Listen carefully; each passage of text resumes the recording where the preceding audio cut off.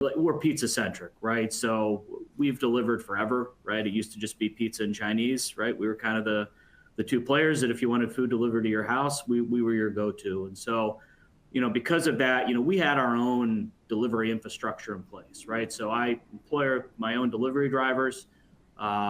We tested some of the third parties going back, probably over a decade now at this point, as they were, kind of coming into the space in, kind of 2013, 2014. And we did a couple of tests with Uber. We did a couple of tests with DoorDash.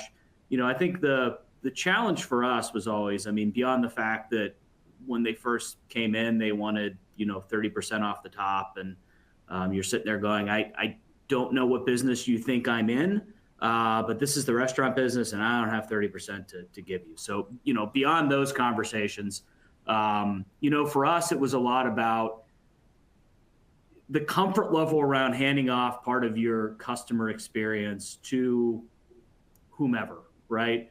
And certainly in some of the tests that we saw, and I won't name any names of specific vendors, but we had some folks that would show up from these third-party services, to pick up food to take to a customer, and the box has our logo on it, and the customer knows that they're ordering Giordano's, and so if something goes wrong, right, it's not the third party that gets the blowback, it's the brand, right? And some of these folks would show up and they were not representative of whom I would want delivering our product to our customers' doorstep. So I think a lot of the apprehension was just from a, beyond a financial perspective, just an operational perspective and a customer experience perspective. To the third party's credits, I will say I think that they heard a lot of that feedback, and they've made changes to improve it. Now, that said, obviously, when COVID happened, there was a substantial shift in that marketplace, right? So,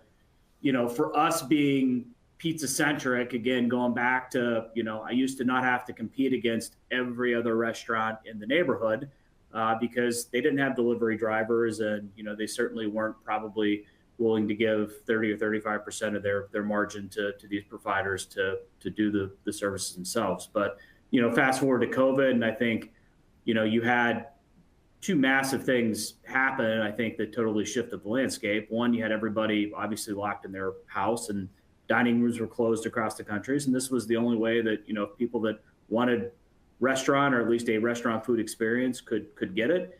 And you had those same restaurants, those providers whose dining rooms were closed, going, I got to keep some money coming through into the cash till here, right? And how am I going to do it? Well, I can do delivery, but unlike us who had drivers and a dispatch system in place and had the infrastructure to support it, they're looking at it going, how the heck do I do this, right? Well, the easiest thing to do is I'm going to go get myself a tablet and I'm going to sign up for DoorDash or Uber Eats or Grubhub or whoever, or all of the above, right? And kind of turn it on that way. And so all of a sudden, for us, you had this substantial influx in competition into the marketplace.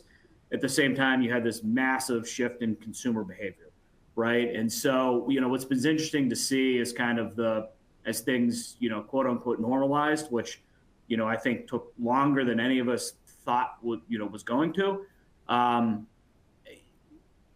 don't think that we're ever going back, right, to the way it was, right? So I think a lot of these restaurants that signed up for these services, for them, it's incremental, right? And that's always been kind of the challenge, for our brand is I go, well, that's not incremental.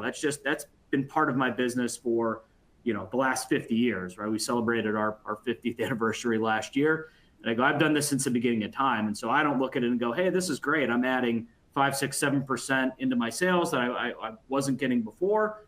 And there's no reason that those providers are going to give that up just because, the pandemic was over, right? So I continue to have to compete against them. And that's been kind of the big shift in the landscape for us is just, I have to compete against substantially more people to keep my customers.